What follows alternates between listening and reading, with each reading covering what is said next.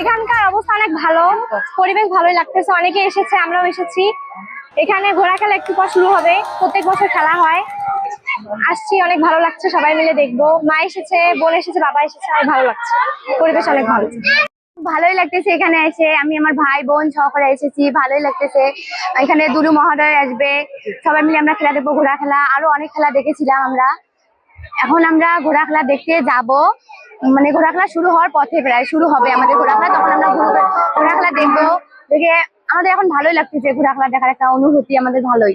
আমি এর আগেও আসছি, তিনবার আসছি।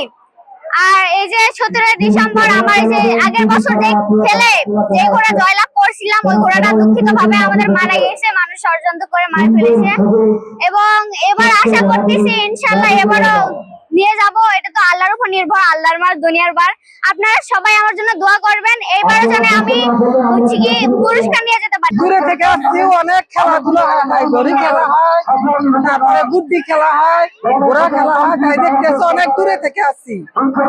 তাই আসাদুল হাবিব দুলু স্যার অনেক রোমান্টিক মানুষ, মানুষকে আনন্দ দেয়।